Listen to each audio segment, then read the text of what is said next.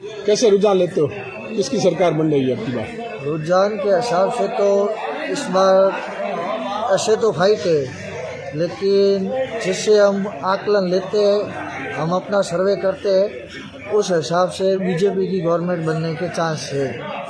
कितनी सीटें आ रही बीजेपी? बीजेपी की लगभग अभी 110 के आसपास सीटें आ रही है। सत्ता बाजार का ये अनुमान है, और अनुमान हम सभी जगह कॉल करके पूछते हैं, चाहे व्यापारी हो, चाहे दुकानदार हो, चाहे कोई लोकल हो, चाहे वहाँ का सरपंच प्रतिनिधित्व हो, चाहे किसी नेता का समर्थक हो, सबसे पूरा सर्वे लेने के बाद हम अपने हिसाब से ये सब आकलन करते हैं। और सत्ता बाजार तो छत्तीसगढ़ को लेकर क्या बता रहा है? छत्तीसगढ़ में वहाँ पे कांग्रेस की सीटें आ रही है और कांग्रेस की सरकार बन रही है, सत्ता बाजार का ये अनुमान है।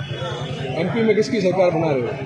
एमपी में जो एग्जिट पोल आए हैं उसके बाद से सट्टा बाजार का अनुमान थोड़ा चेंज हो गया है, 10-15 सीटों का उठफेर हो गया है। उससे पहले वहाँ पे कांग्रेस की सरकार बन रही थी, लेकिन एग्जिट पोल आने के बाद ये थोड़ा उठफेर 10-12 सीटों का हुआ है।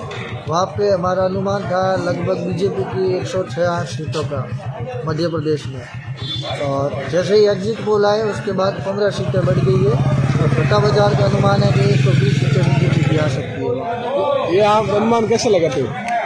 अनुमान का तरीका वही है, नेताओं की भीड़ देखते हैं, रैलियाँ देखते हैं, उनके समर्थकों को देखते हैं, उन नेताओं के खिलाफ एंटी इंकमेंसी देखते हैं कि उनका जातीय समीकरण क्या बैठता है, कहाँ पे कौन मजबूत है, कितनी सीटें पर कांग्रेस मजबूत है, कितनी सीटों पर बीजेपी मजबूत है, उस हिसाब से हम अपना आंकलन निकाल देते हैं। क्या कभी आंकलन आपका कभी गलत भी गया है?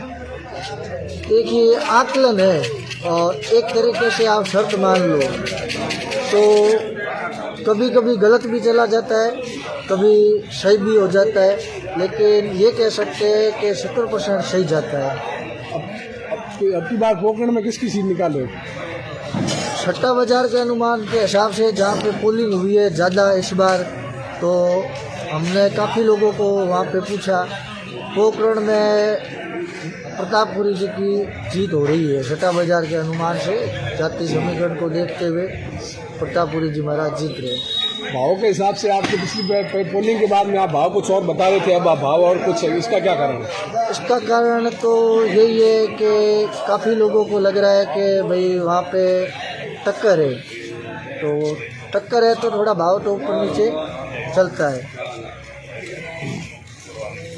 मारवाड़ में कितनी सीटें भाजपा के पक्ष में आएगी, कितनी कांग्रेस के पक्ष में? मारवाड़ का इलाका है अशोक जी गहलोत साहब का, उनका काम का प्रभाव कितना है, उनके पास योजनाओं के मुद्दे कैसे हैं, जनता किस ओर देखती है। जैसे कि बीजेपी के पास अभी मुद्दे थे कि महिला दुष्कर्म का हो या पेपर लीक का हो, अब युवा किस ओर चले। उसके बाद जो मारवाड़ में अपने इलाके में चुनाव होता है वो सारे मुद्दे धरे रह जाते हैं और जाति समीकरण के हिसाब से चुनाव होता है।